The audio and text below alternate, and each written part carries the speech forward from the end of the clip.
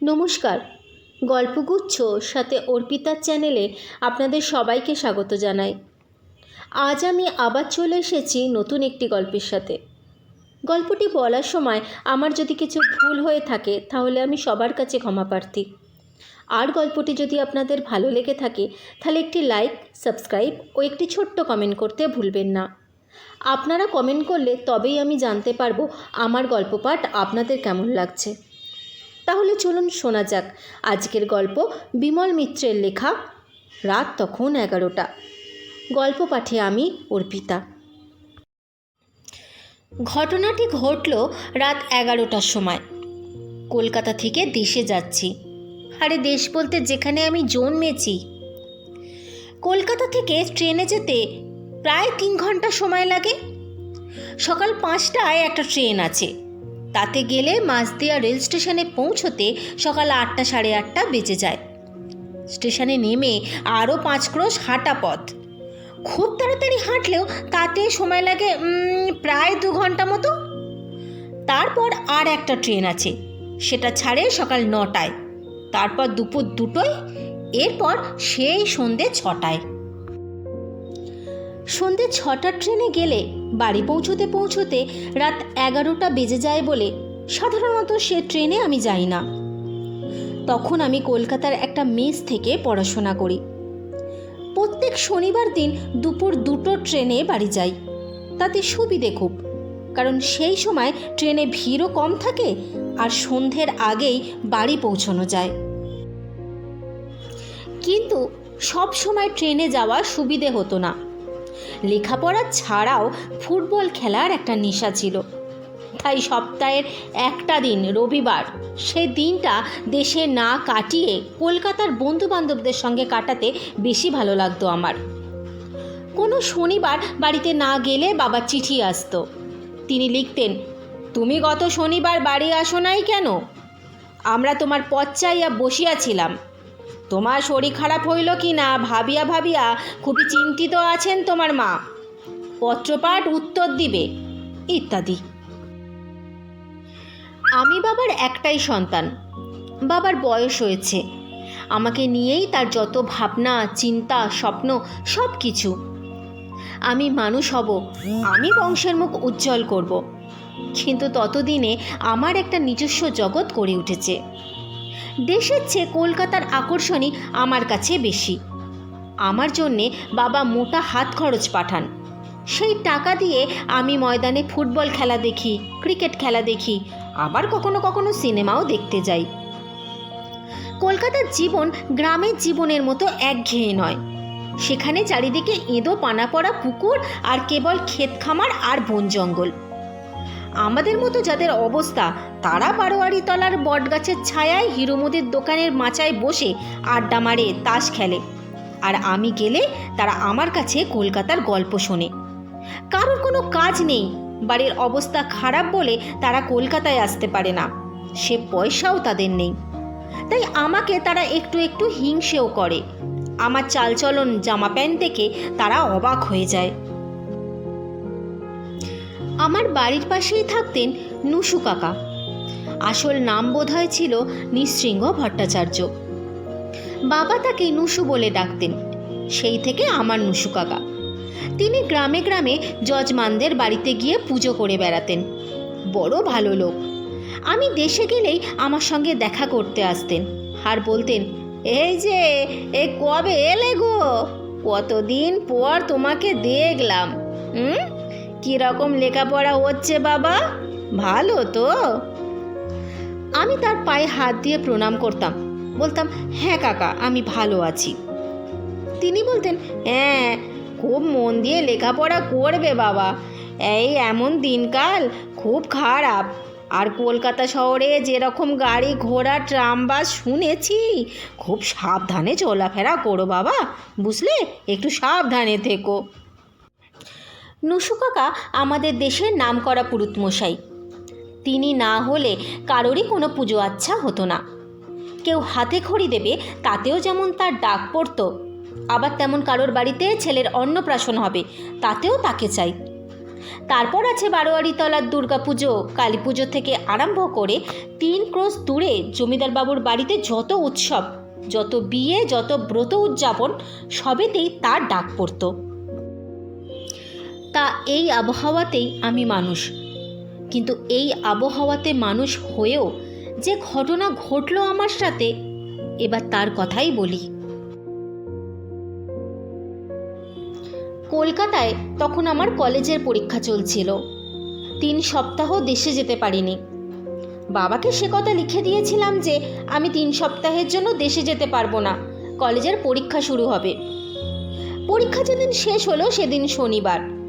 মেসে এসে ভাবলাম 2টো ট্রেন ধরবো, কিন্তু কয়েকদিন ধরে রাত জেগে পড়বার পর শরীরটা বড্ড ক্লান্ত হয়ে পড়েছিল। ঘড়িতে তখন 12:30। আধ ঘন্টা ঘুমিয়ে নেওয়া যাক, তাতে কি ক্ষতি, এই ভেবে বিছানায় পিঠটা একটু এলিয়ে দিলাম। কিন্তু কখন যে ঘুমিয়ে পড়েছি। কিন্তু যখন ঘুম ভাঙল তখন দেখলাম দেয়াল ঘড়িতে বেলা 3:30। আমার বন্ধু যে আমার পাশের বিছানায় শুতো, সেও দেখলাম অঘরে ঘুমোচ্ছে। এরপর মনে হলো সর্বনাশ, 2টোর গাড়ি তো কখন ছেড়ে দিয়েছে। এরপরে তো সেই সন্ধ্যে 6টার আগে দেশে যাবার আর কোনো গাড়ি নেই। সে গাড়িতে গেলে দেশের বাড়িতে পৌঁছতে হতে সেই রাত 11টা বেজে যাবে। কিন্তু শিয়ালদা স্টেশন থেকে ট্রেনটা ছাড়তেই সেদিন কেন জানি না আধ ঘন্টা দেরি হয়ে গেল। ভাবলাম ট্রেনটা হয়তো একটু দেরি করেই মাঝদিয়াতে পৌঁছাবে। তার মানে যখন 5 ক্রোশ হেঁটে বাড়ি পৌঁছাবো তখন রাত 12টা বেজে যাবে। বাবা হয়তো বকাবকি শুরু করে দেবেন, বলবেন দুপুর 2টো ট্রেনে আসতে পারলে না, এত দেরি করলে কেন। কিন্তু না, ট্রেনটা ঠিক সময়ে মাঝদিয়া স্টেশনে গিয়ে পৌঁছালো। আমি নিশ্চিন্ত হয়ে গেলাম। এই দিককার প্ল্যাটফর্মে পৌঁছে টিকিট দেখিয়ে গেট পার হলাম। গেটের বাইরে বাজার, অত রাত বলেই বাজারের লোকজনের ভিড় বেশ পাতলা। তাড়াতাড়ি বাজার ছাড়িয়ে বড় রাস্তায় গিয়ে পৌঁছালাম। ভেবেছিলাম একটা সাইকেল রিক্সা ভাড়া করে বাড়ি পৌঁছাবো, কিন্তু কোনো রিক্সাওয়ালাই অত দূর যেতে চাইল না। বেশি টাকার লোভ দেখিয়েও কাউকে রাজি করাতে পারলাম না। সবাই একই কথা বললে, অত দূর শাওয়ারে নিয়ে গেলে ফিরে আসতে আসতে তাদের রাত 1টা বেজে যাবে।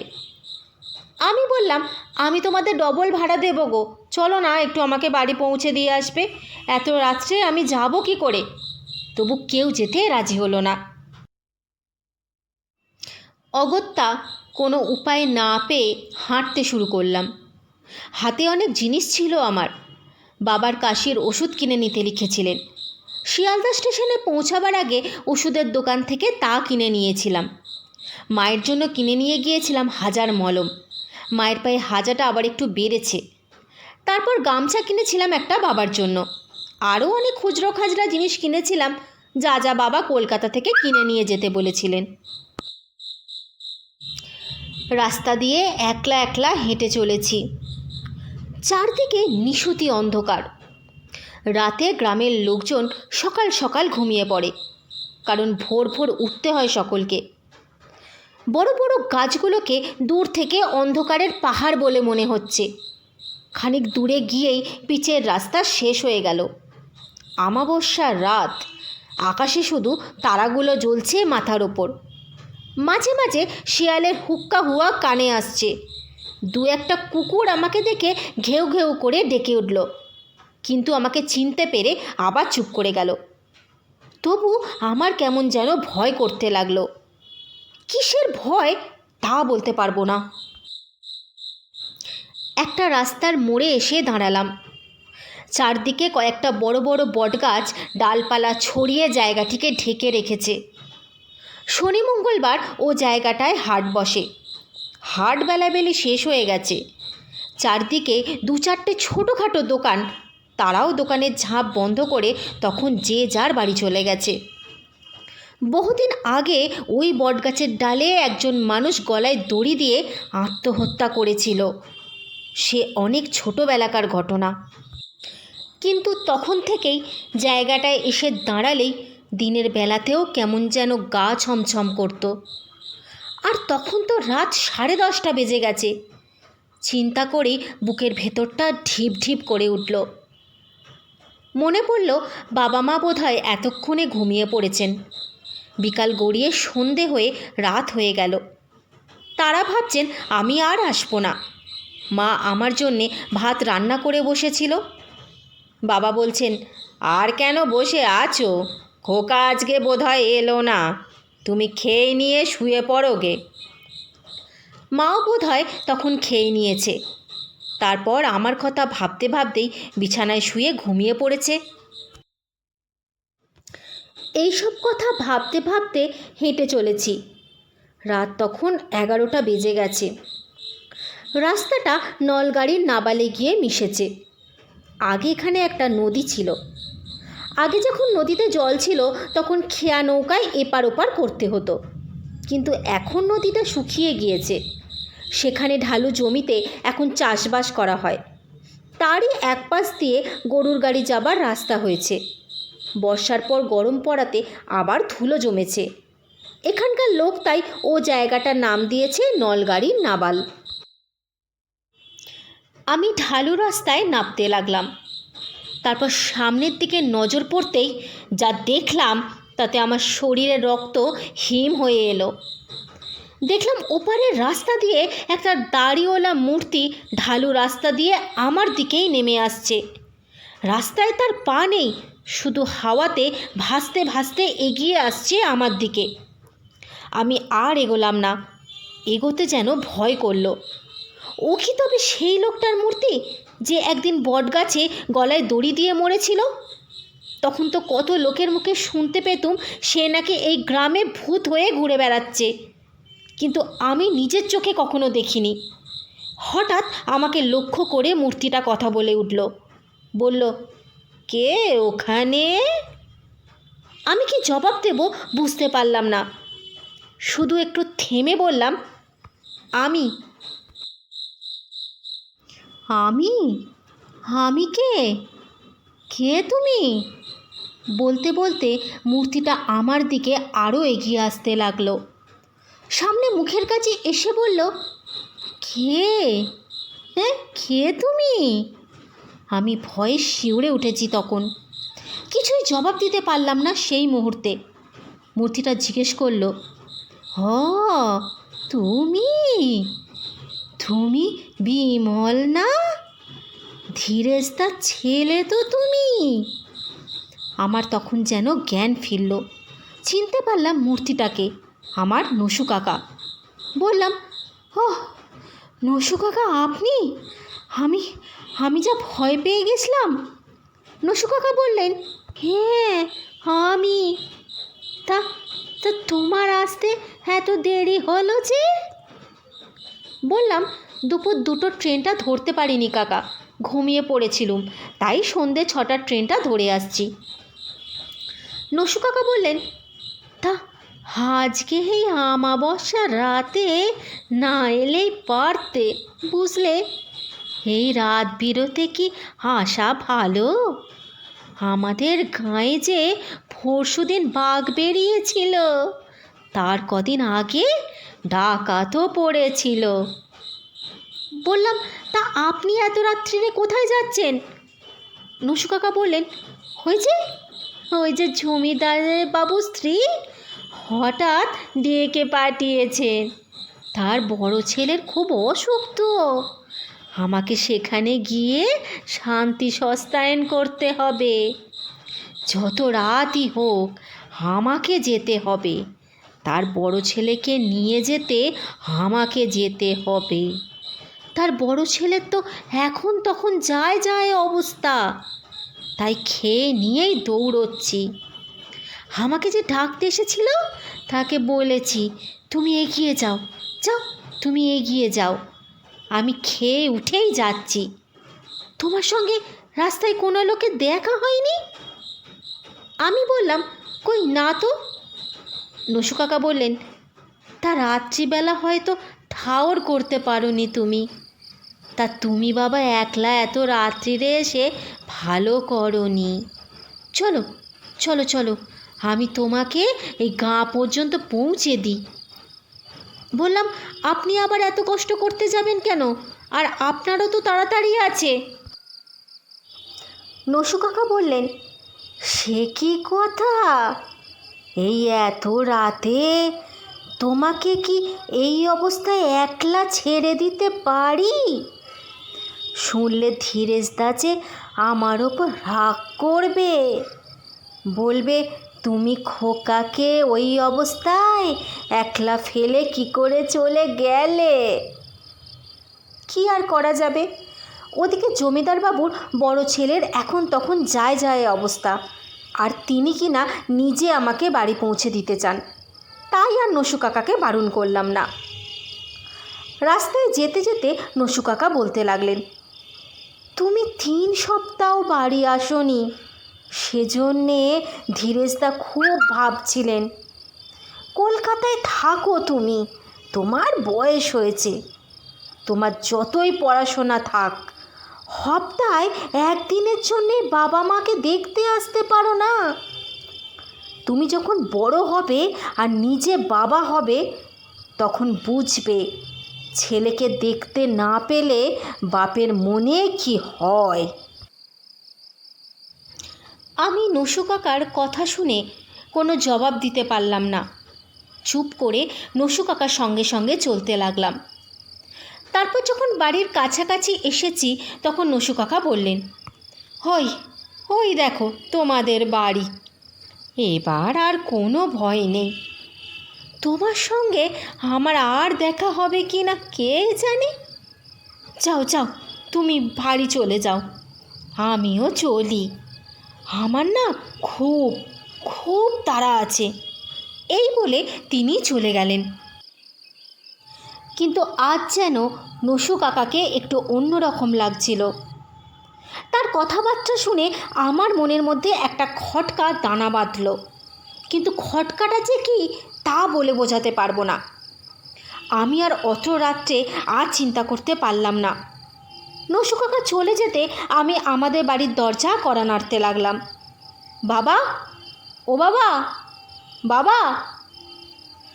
বাবা আমার ডাক শুনে ধরপড় করে জেগে উঠেছেন, মাও জেগে উঠেছেন। তাড়াতাড়ি দরজা খুলে আমাকে দেখে বললেন, খোকা তুমি এসে গেছো? কোন ট্রেনে এলে? দুপুরের ট্রেনে আসতে পারলে না?